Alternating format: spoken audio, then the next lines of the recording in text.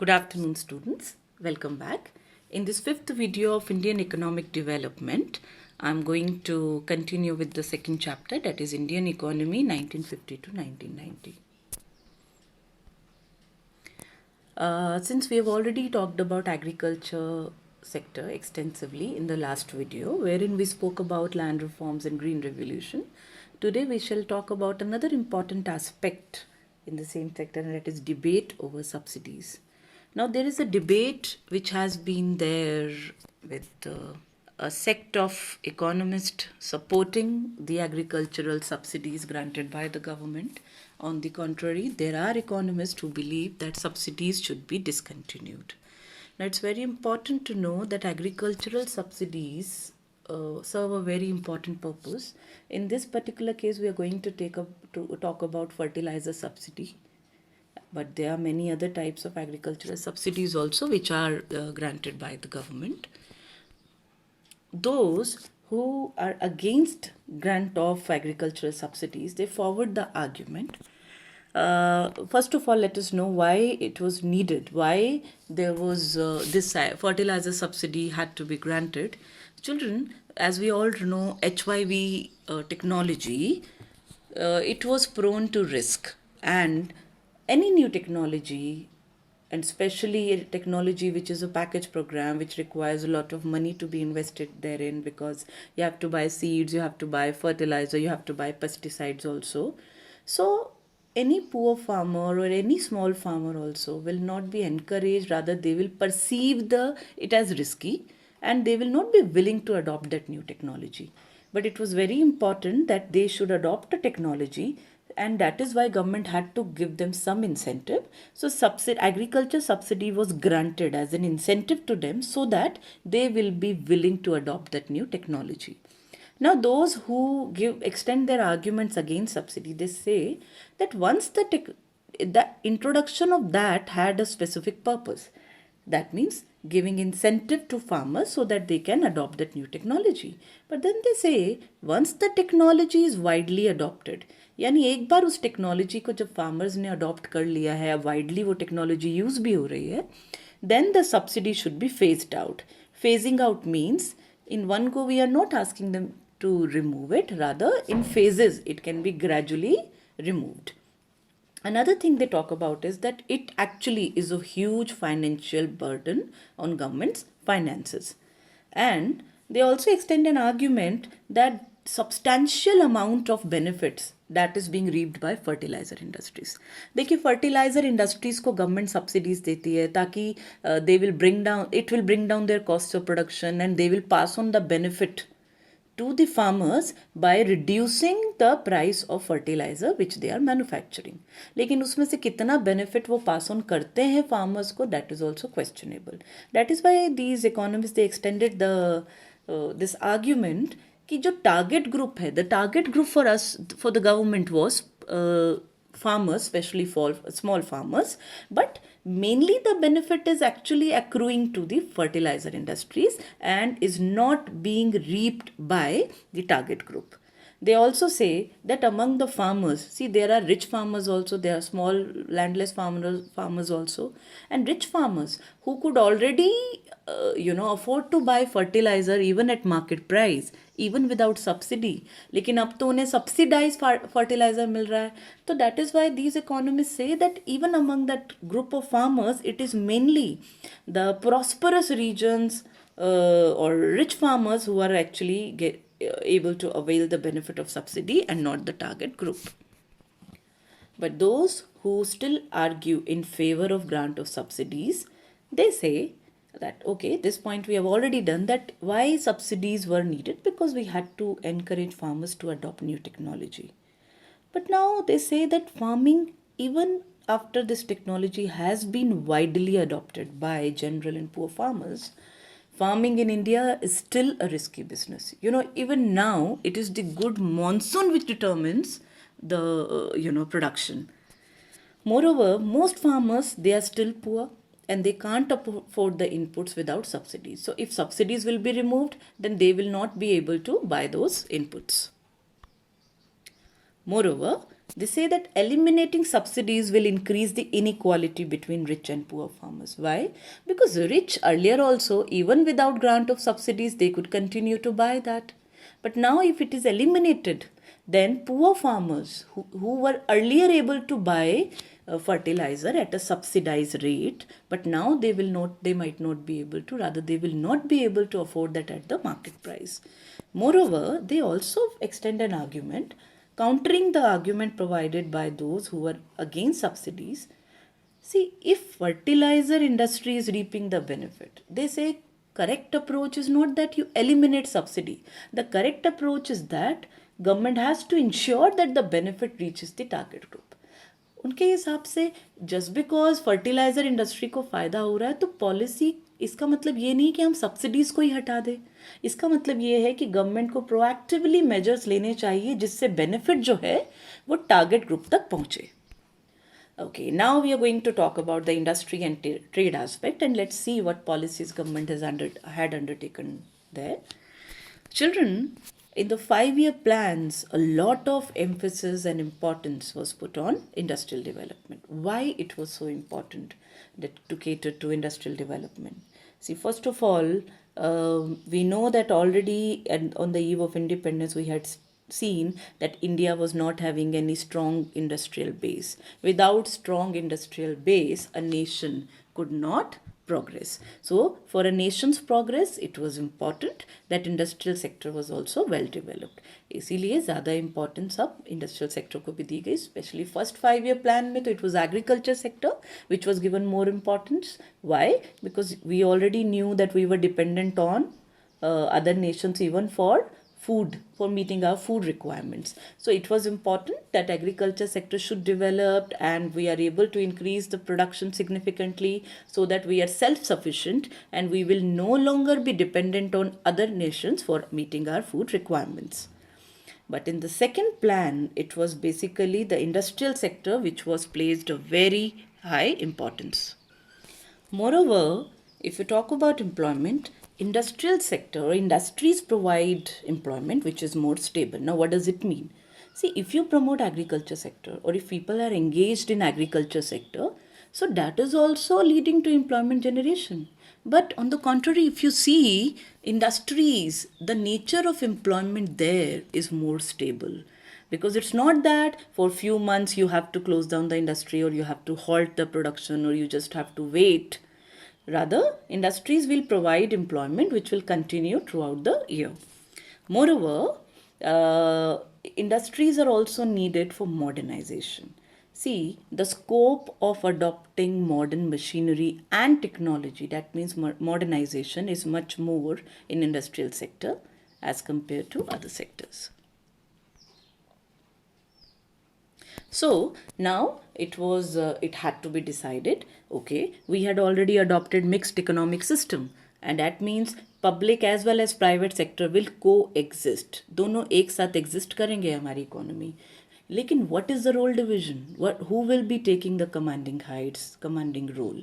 So, public sector was given an important role in industrial development. So, initial 7 years तक, 7 5-year plans तक, it was the public sector which was given a very important role, children. Why so? Because during that time, Indian industrialists did not have capital to undertake investment in ventures needed for development of our economy. तो उनके पास इतनी capital नहीं थी कि वो economic development के लिए जो needed infrastructure है या ventures हैं उनमें invest कर सके. So someone had to do it. Who will do it? Government had to take the lead in that. इसलिए public sector was given important role. Second point, if you see, even though an industrialist is having capital to invest, but if there is no big market for them, and as we already knew on the eve of independence that during British rule, domestic demand was replaced by the finished goods which we were importing from Britain. So for our domestic producers, our industrialists, there was hardly much demand left. So if there was not market big enough, they did not have the incentive to invest their capital. Moreover, last but not the least, although we had adopted the mixed economic system, but Pandit Jawaharlal Nehru, he had actually been charmed by the socialistic setup of the economy or economic system. Therefore, since India had decided to develop, the economy based on socialistic pattern, although we were a mixed economy, so therefore we had decided to give important role to state, because one beautiful quality of socialistic economic system is that here the guiding principle is the social welfare and not profit making. So, keeping that in mind, Industrial Policy Resolution IPR 1956 came into being, and this resolution, which clearly defined the category of industries, it formed the basis of second 5-year plan, which was actually putting a lot of emphasis on industrial development. Now, under IPR 1956, three categories of industries were identified. Now, category 1 had industries which would exclusively be owned by state. There were 17 such industries which were included under this category. That means it will be the public sector which will be operating on these. Second category, it included those industries in which private sector could supplement the efforts of state sector. That means both state as well as private sector can operate under this category of industries. And there was 12 such industries which were included. Now the third category, it included all those remaining industries which were not covered under category 1 and category 2 and which were to be left in the hands of private sector. But it is important to note, although there was a category of industries, that means third category, which was exclusively left to private sector, but then private sector was regulated through a system of industrial licensing. Now, how this licensing system was used? Number one, it was used for regulation of private sector. See, it was very important because we all know private sector is geared towards profit making. Therefore, government had to make sure that there is proper regulation of this sector. Number two, restricting excess supply. So, if a private sector industry had to go for expansion, यानी एक existing industry है, उसको अपना business भी expand करना है. First of all, even for opening your industry, you acquire permission from the government in the form of license. Number two, even if you need to expand your output, आपको अपना scale of production भी बढ़ाना है, तो उसके लिए भी आपको permission लेनी पड़ेगी government से. And if you want to diversify production, इसका मतलब earlier you were only producing one good, but now you want to produce more variety of goods. Even for that you had to obtain permission from the government. ऐसा इसलिए था students क्योंकि economy में limited resources है और government नहीं चाहती थी कि जितनी डिमांड है उससे ज़्यादा यानी एक्सेस सप्लाई हो जाए उन प्रोडक्ट्स की. But private sector will only be interested to produce a product if there is profit is being generated there. So government had to restrict them so that there will not be excess supply. Another important thing where licensing, how industrial licensing was used to promote regional equality.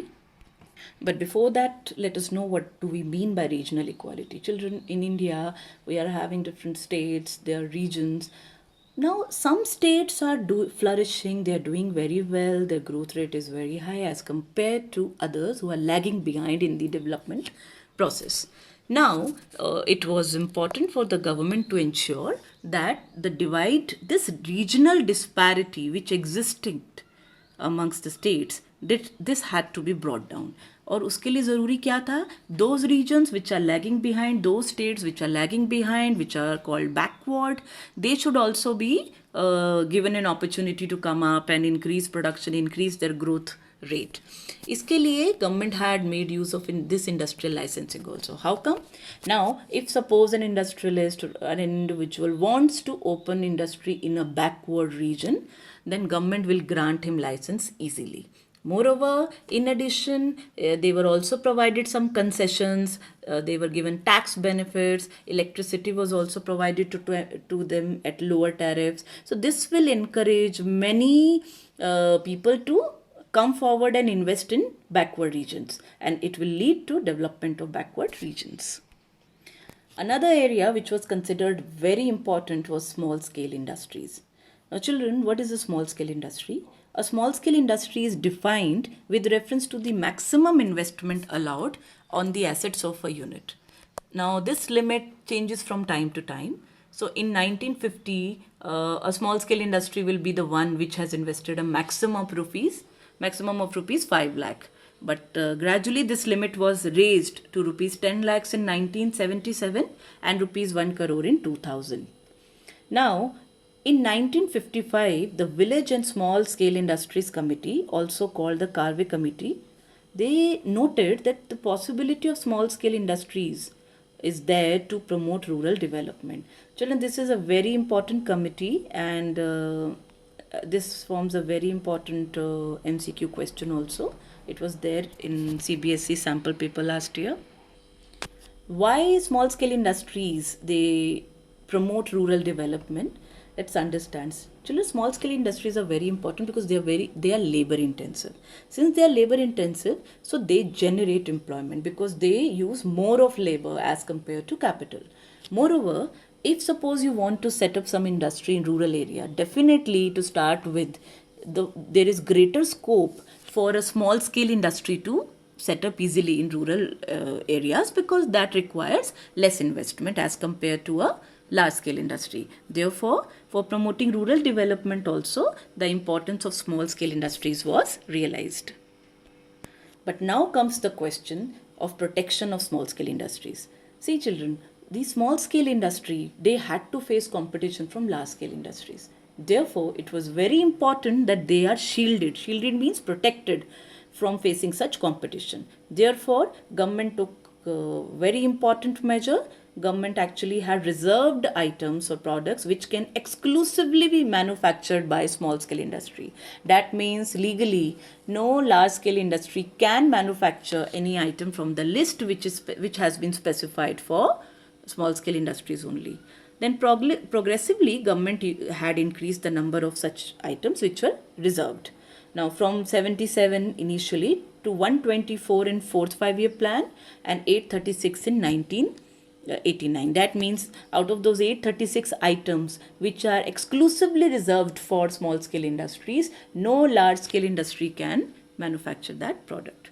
Moreover, the small scale industries were also provided with considerable raw material also. Government had also given many concessions such as lower excise duty. उनके जो production पे बहुत कम tax लगता था, and bank loans were also given to them at lower rate of interest. Moreover, a large number of institutions were set up to help these, but I would particularly like to mention SIDBI, which is Small Industries Development Bank of India, which was set up in 1989. Now let's talk about the trade policy. We have already covered the industrial policy during the first 7 5-year plans. Now the trade policy that India had adopted was actually an inward looking trade strategy, and technically it is called import substitution. Now what is import substitution policy? Children, it aims at replacing or substituting imports with domestic production. Yani whatever things earlier we were importing from abroad, and if they could be manufactured in India, then they should be manufactured in India only, and we have to stop importing those products from outside. ठीक है, तो हम क्या कर रहे थे, import को substitute कर रहे थे domestically produced goods से. Now, instead of importing, for example, vehicles made in foreign countries, industries would be encouraged to produce them in India itself. Now, through this policy of import substitution, what government was trying to do? Government was trying to protect our domestic industries from foreign competition. Because when you will restrict imports, then definitely there will be captive market which will emerge for domestically produced goods, and it was needed because we have already seen there was hardly any demand for domestic products. Now the point is how that protection was granted. Now protection from imports took two forms: tariffs and quotas. You already know that tariff is tax on imported goods. You know, whenever tariff is levied, then the price of the imported goods go up. That means they become expensive. So automatically there will be lesser demand because you're already aware of the law of demand. So if the price of a commodity increases, then consumer will tend to demand less of that commodity, other factors remaining constant. Another form of protection which was used was quotas. Quotas means fixing something. Okay, so when we it actually refers to fixing of maximum quantity of a good which is allowed to be imported by a country. अब इससे क्या होगा कि आपने एक limit specify कर दी है, उससे ज़्यादा क्वांटिटी में गुड्स आप इंपोर्ट नहीं कर सकते. तो इन दोनों ही फॉर्म्स की वजह से जो इनको हम ट्रेड बैरियर्स बोलते हैं, तो क्या हुआ था, imports were restricted. Now what will happen, now our domestic producers will be encouraged to manufacture goods because they know that Indian consumers now will buy from them. Now the question is, what was the rationale behind import substitution? क्या ज़रूरत क्या थी import substitution यानी inward looking policy? देखिए, inward looking policy क्या होती है, जो इम्पोर्ट पे फोकस कर रही है, यानी वी हैव टू सब्सटीट्यूट और replace our imports and focus on domestic production. On the contrary, एक आउटवर्ड लुकिंग स्ट्रैटेजी क्या होती है, जिस पे आप फोकस करते हैं एक्सपोर्ट्स पे, कि आप ज़्यादा से ज़्यादा मैन्युफैक्चर करें और एक्सपोर्ट्स करें ताकि आप फॉरेन एक्सचेंज अर्न कर पाएँ. लेकिन इनिशियल प्लानिंग पीरियड में हमारा जो स्ट्रैटेजी था उसका फोकस किस पे था, इम्पोर्ट सब्सटीट्यूशन में. Okay, now why was it needed? It was needed so that we could protect our domestic industries from foreign competition, because they were still in their infancy, यानी अभी वो beginning stage में ही थे अपने growth के. तो ऐसे टाइम पे अगर आप उनको प्रोटेक्शन नहीं प्रोवाइड करोगे, so they will not be able to survive in front of imported products and they might vanish. And it was believed कि ultimately, gradually, in the course of time, long run में, they will learn to compete. Another important thing was that our planners thought that if we will not reduce imports or replace imports, then precious foreign exchange will be wasted in importing many products which might not be needed by the economy.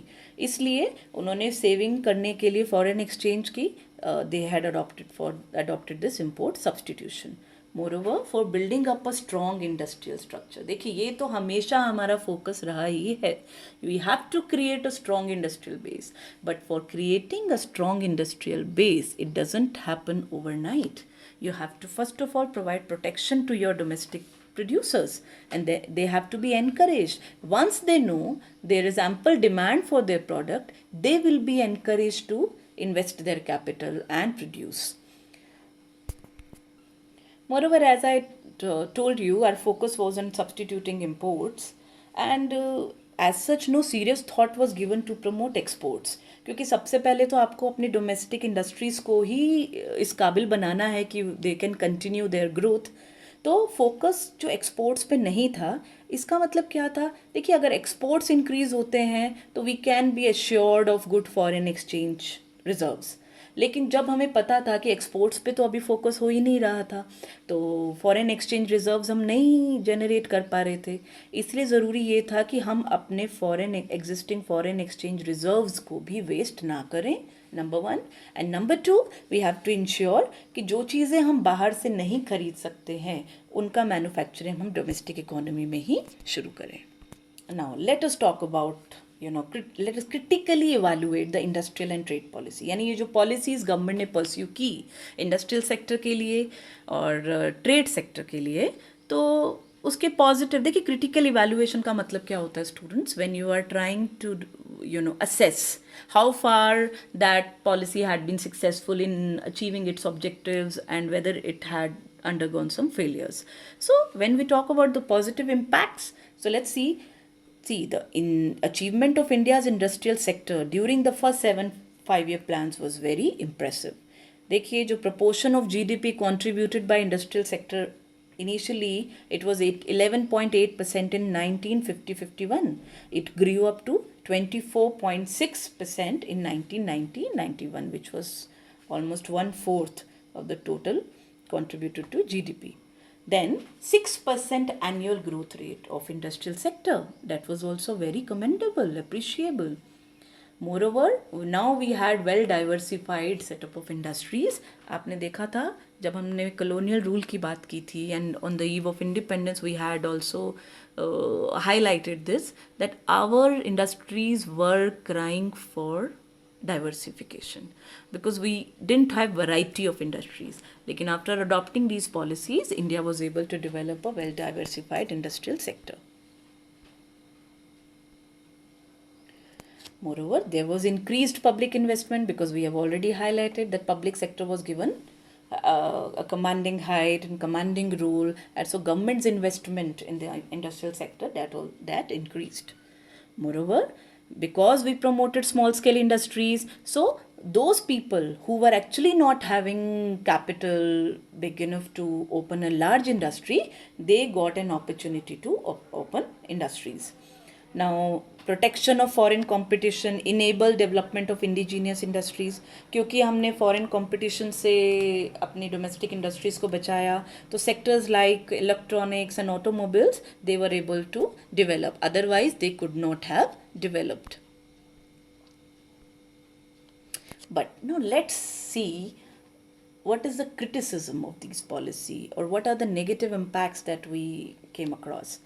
First thing was, children, inefficient functioning of public sector. देखिए, public sector, there were many public sector companies which are incurring huge losses, but despite that they continued to function. क्योंकि एक public और private company में difference होता है children. एक private sector, ऐसा नहीं कि private sector companies they do not इनकर लॉसेस, उनको भी लॉसेस होते हैं, लेकिन अगर उनको लॉसेस होते हैं and they know that it is no longer profitable to continue, then they stop production. लेकिन public sector on the contrary, it had a different motive altogether. As you know, for state it is the guiding principle is social welfare. तो अगर एक public sector undertaking inefficient हो गई है, loss making हो गई है, despite that it continue to produce. Why it continue to produce? Because it is not easy to close down a government undertaking. If you close down a government undertaking, then many people will be jobless.